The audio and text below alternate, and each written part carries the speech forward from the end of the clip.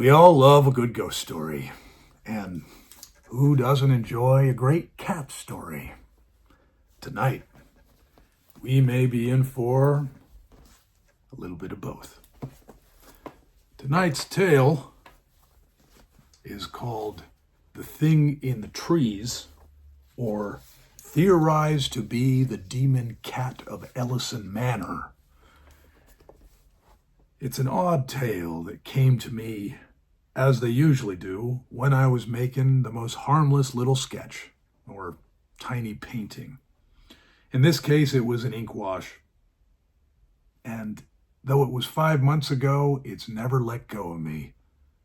Tonight, I think I may know why. So, it's story time again. I invite you to pour yourself something cozy and join me. Enjoy.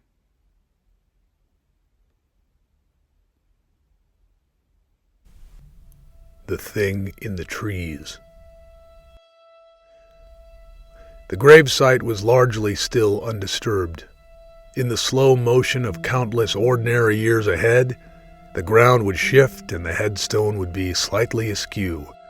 Time would play out its cruel equalizing tendency of forgetting her as it does with everyone else. There weren't many left who knew her to carry on her memory. She hadn't written anything or changed the course of history. It is the price we pay the more privately we live our lives. But Julie Jean was special, as her gravesite would point out. More on that one later.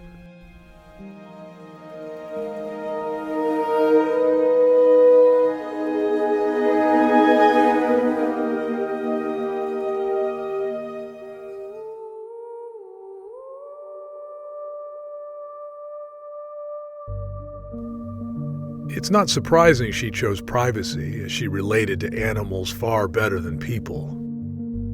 Yes, she was one of those.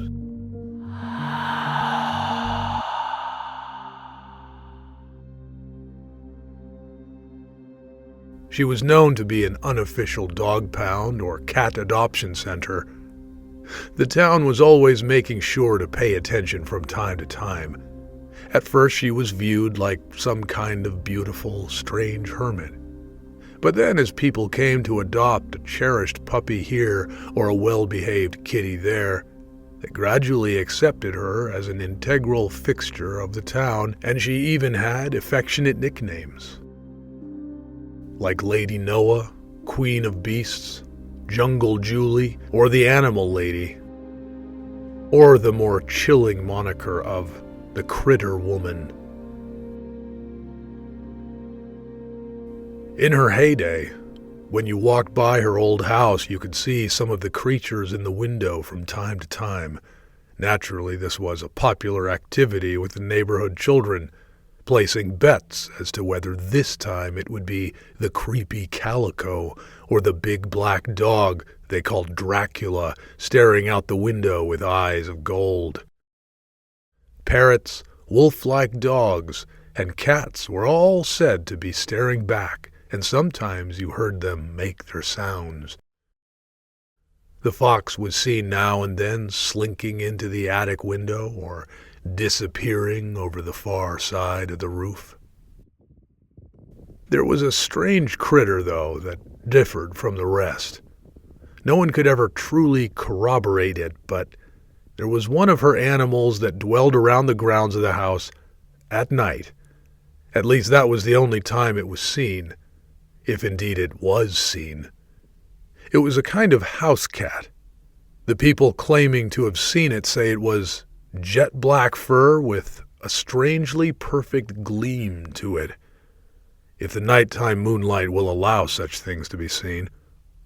But there was something else.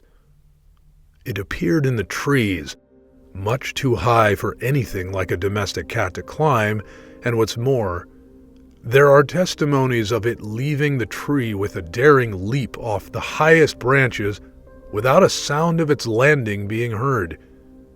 Some people even claim they heard the sounds of large bat wings beating the night air. Then you grow up and forget about it. You get people who keep the legend alive, bless them.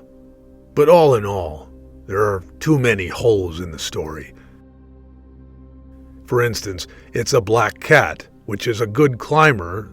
They have a long tail, and the witnesses are kids getting high past their bedtime, though there is an exception for all the cynics out there.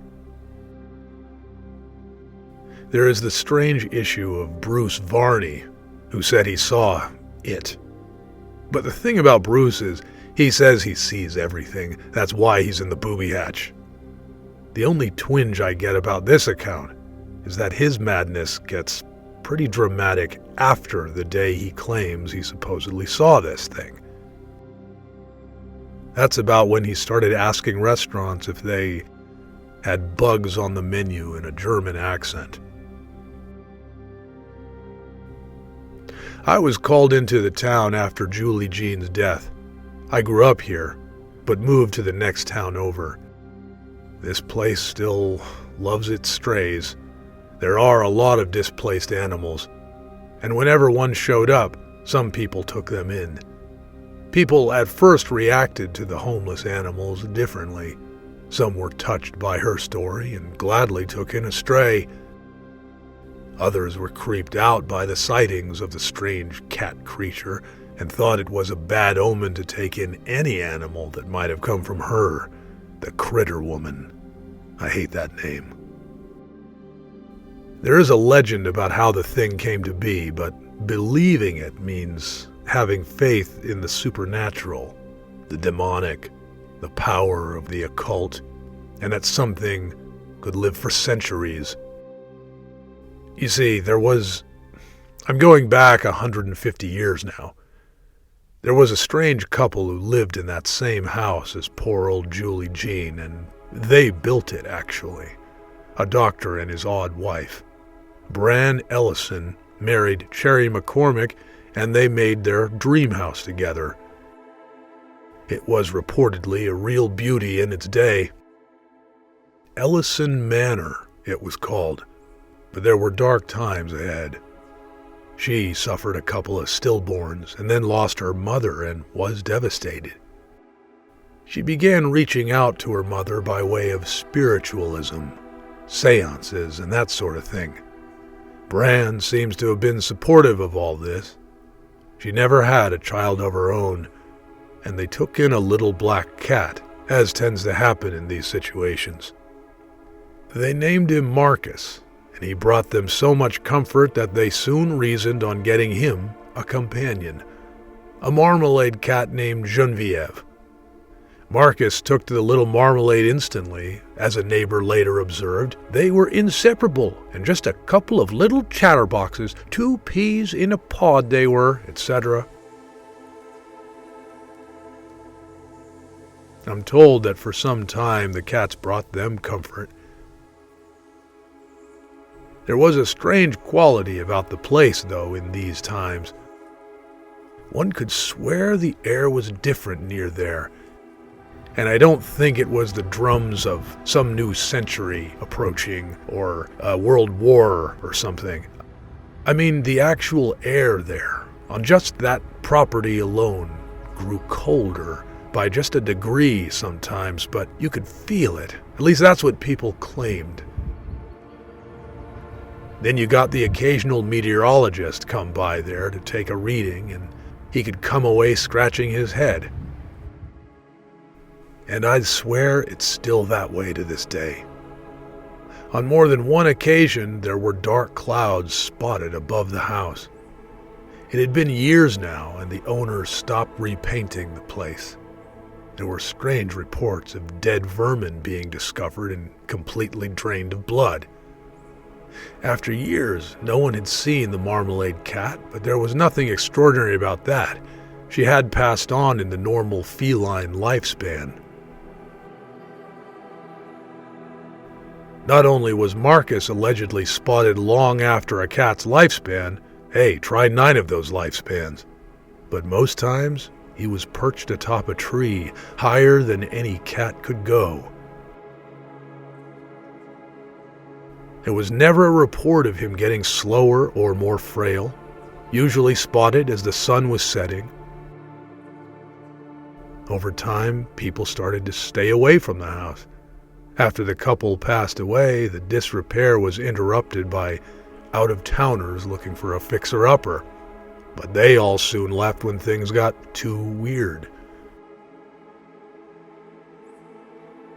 Jerry had a relative, a distant cousin of a descendant of her own sister, I think it was, and that was Julie Jean. She was a shy, middle-aged girl, but a pretty thing as it's told. She had that kind of red hair that looks somewhere between blonde and orange. She took over the place, and she just seemed to stick. She had been newly cursed with the heartbreak of becoming a widow. She lost her husband to some freak accident while he was traveling in the Carpathian Mountains. Strangely, it seemed to be linked to some kind of condition like tuberculosis. She started adopting animals. Maybe that was her secret to lasting there. After all, the place really made you want company. Now, I was called into the scene of Julie Jean's house by the authorities on account of, and I quote, strange events in the death of a person requiring expertise relating to quadrupeds. Well, that is not your everyday request, is it? No, sir. All I knew is that the coroner had been to see the body. He ran some tests on the site and made some suggestions. The forensic veterinarian was then called in, but for some odd reason, he never made it there. A freak accident with a large old black Chevy totaled his car and he was rushed to a hospital. He is languishing in a coma now, but there is hope. So I, a mere zoologist, am the sloppy seconds, or thirds. There was actually another forensic veterinarian, but he refused on religious grounds. Things were getting weirder and weirder.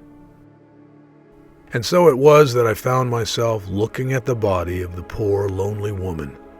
But as my inexperience with death sites leads me to queasiness, I had some paranoid questions to suss out before I even got there. Yes, paranoid questions like, is her face intact, or did the animals get to it?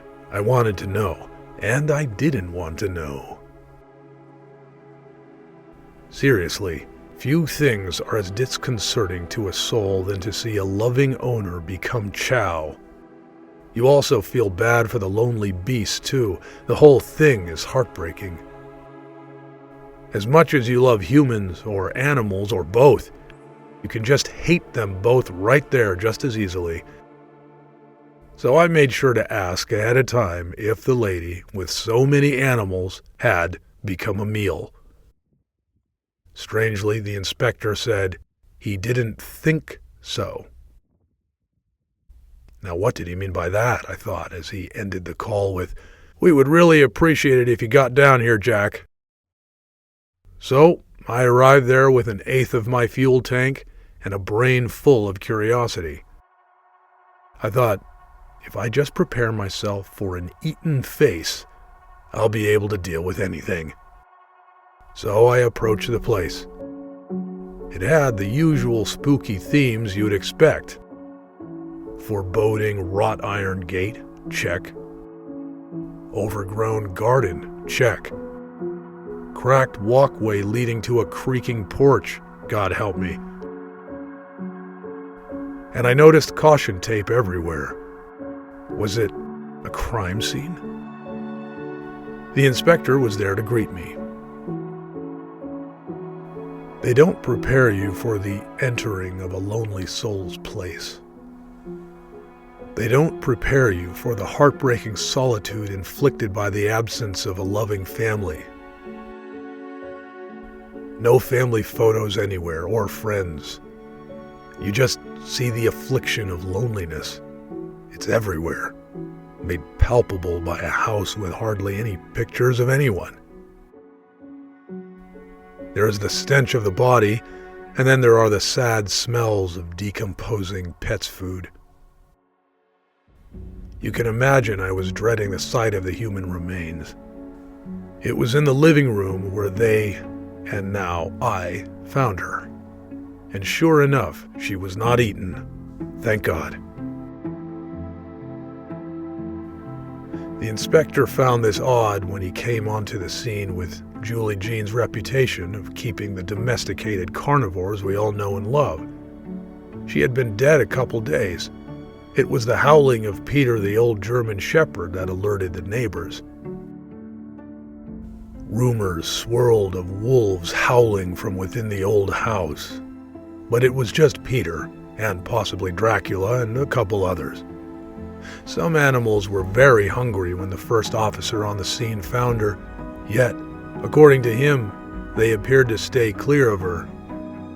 It was almost as if they formed a strange ovular formation around the corpse. She had plenty of sunlight in the windows. That at least made me feel better. Few things compare to a quiet home and happy dogs and cats curled up in the warmth of the sun. I have to admit, she probably knew that secret better than any of us. I thought of that as I gazed upon the body of the poor woman. She looked strangely serene. That was a mercy. Her face, thank God, was fine and untouched.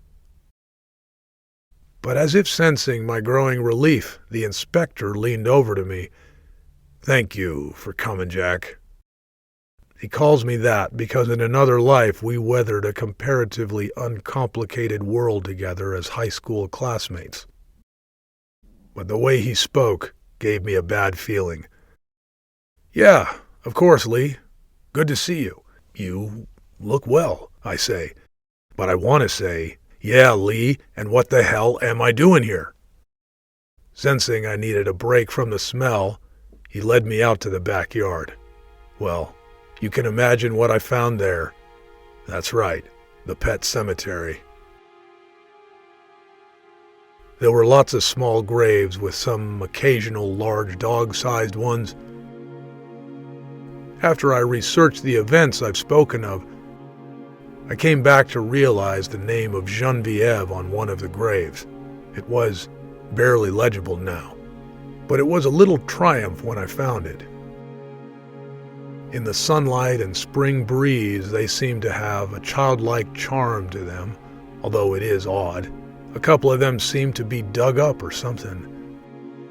I'd say it was a wild animal, except you'd swear you saw what seemed to be holes of disturbed dirt from below rather than from above. A gopher, maybe? But repeatedly? In just the grave sites? I couldn't reason it. As I took this all in, Lee was talking.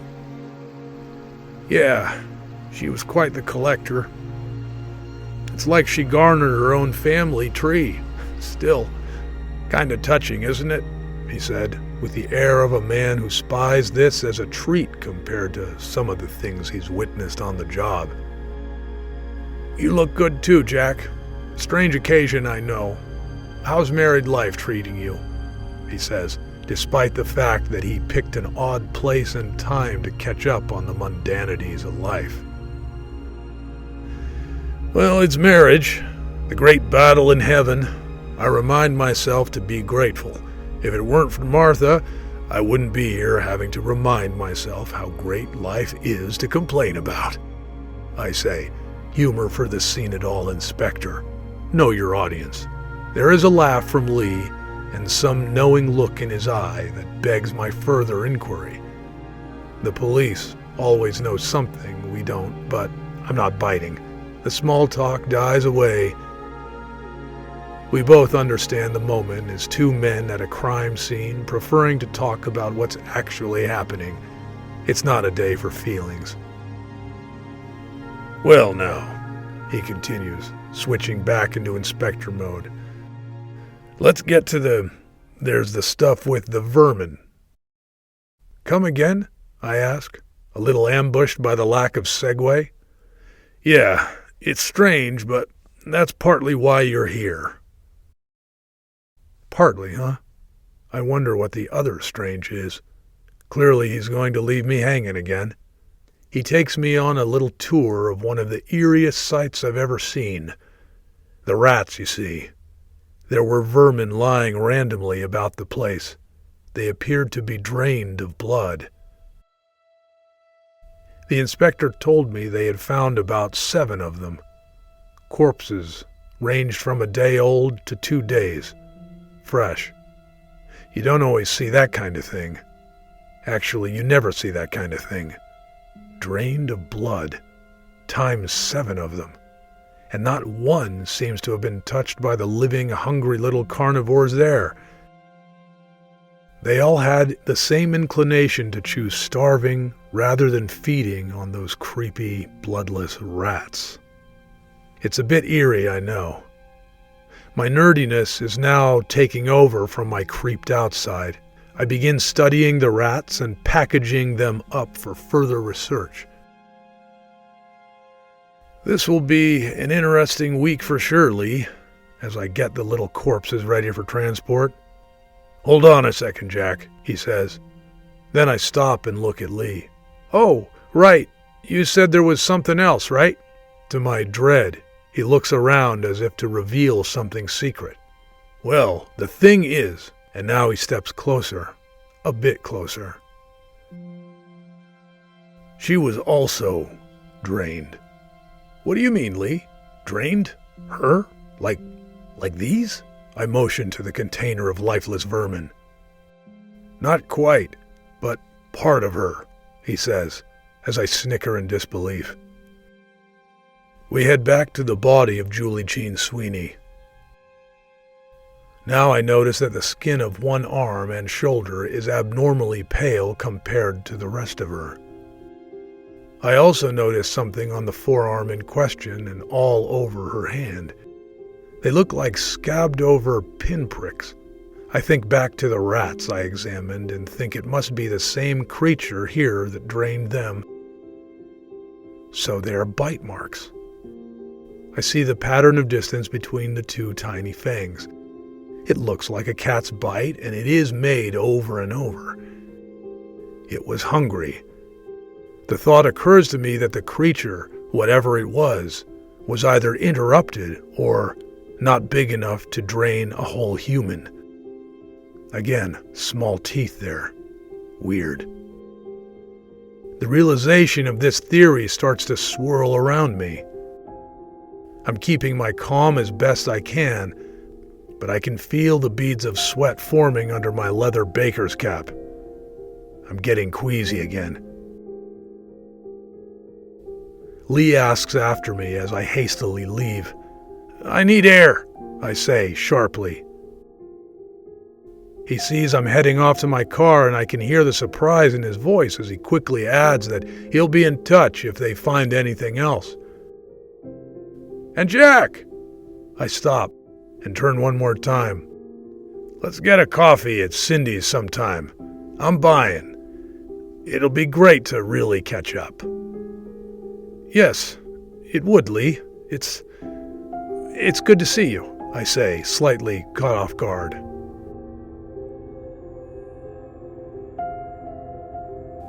I head out with the dead rats and all those wild stories I heard about the place, many a Halloween as I grew through childhood, teendom, and eventually adult boredom. Lee was good to his word. He kept checking in on my research. The 7 rats all had puncture wounds, usually at the neck. They all decomposed rapidly, which was a strange thing. Somehow this attacker was able to take all the blood as easily as if it were squeezing it out of a plastic bag. Needless to say, it took the white blood cells, and with those gone, the decomposition accelerated, blah blah, except one rat. It didn't seem to decompose at all, as if it were alive, and yet there was no read of a heartbeat. This was worrisome to me, and I knew I needed to alert Lee. We had our meeting scheduled at the diner for coffee and pie. I figured I'd tell him there. he never showed. His body was found by Julie Jean's new grave the night before. I knew what happened as soon as they told me. He was acting on a police instinct. Inspect the gravesite as early as possible or wait there for a suspect to visit. The perp can't stay away. Sometimes it doesn't work. Unfortunately for Lee, it did. And wouldn't you know it, he wasn't completely drained. But it seems, based on my investigation of the blood I found on Julie Jean's tombstone, which I found as a match of feline, that Lee likely shot at it for some reason. It leapt up at him after he inspected the gunshot wound he inflicted. The thing got him right in the jugular. Then it leapt into that tall nearby tree. I'm assuming to hide from people nearby who heard the shot and then Lee's screams and the horrible choking sound after. The gravesite was otherwise still undisturbed. I visited the gravesite the next day, in the daytime.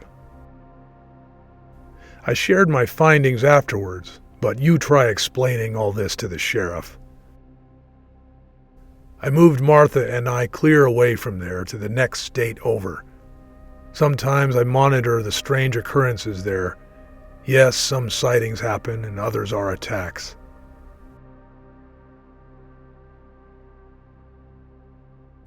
As far as I know, it only killed a human once, and that was Lee. Possibly Julie Jean, but I think it drank from her only because she was already dying. But when there is a sighting of Marcus, it is pretty much in the vicinity of Julie Jean here. I have to say this case in which any scientist would be out of their depth, let alone a damn zoologist randomly called in to replace a forensic veterinarian, really messed with me. And eventually my marriage. I still hear Martha giving me the ultimatum that I either let it go or let her go. I don't give a shit if that rat was undead. Why don't you go and marry it? Hell, have your own little immortal love story with it for all I care. Hey, you pretty much do as it is. I was stubborn. Then I got desperate. Then I staked the rat, but it was too late. She was gone by the time I got home to tell her. There was nothing else to do but return here. It seemed that Julie Jean somehow was the guardian of this bat cat. And maybe she was the guardian of the town. Now she was gone. I was comforted to know that I didn't live in that town anymore. And so here I am all these years later, back in the town.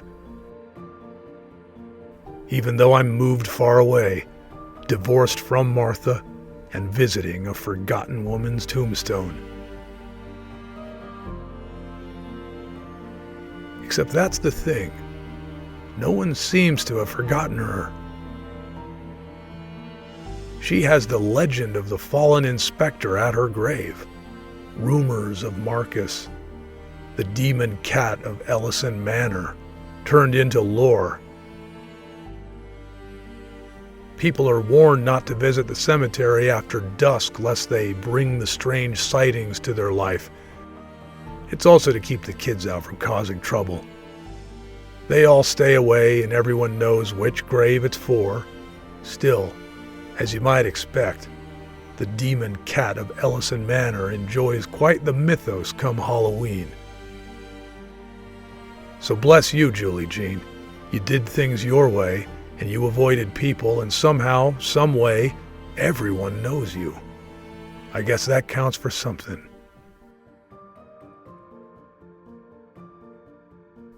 By the way, remember that marmalade cat from the old legend, Genevieve? Well, it's the strangest thing. According to Julie Jean's headstone, Genevieve is her middle name. Julia, Genevieve, Sweeney, Julie Jean. I've never been able to let it go. Maybe I do this, and I finally put it all to rest. Let it all go. Maybe I'm the mighty hand of God sent to reunite these eternal lovers. My battle for heaven. Is that what drives me on? Maybe I do it. Then maybe Martha will take me back. I miss our battles in heaven. That's the way it is. The sun is setting soon. Poor Lee. I brought 3 live rats, a pistol, a wooden stake, and a hammer. I want to see this thing. Maybe I will. Maybe I send him back to his darling Genevieve. He can't seem to stay away from her as it is. Or maybe he has other plans for me. We will see.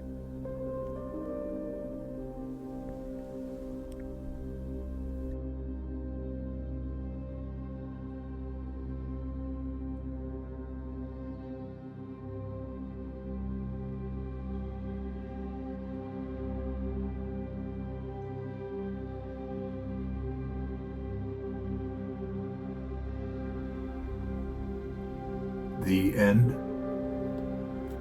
One thing's for sure, it sure is nice to have some company. One thing as a ghost storyteller, you're never sure about who or what is nearby.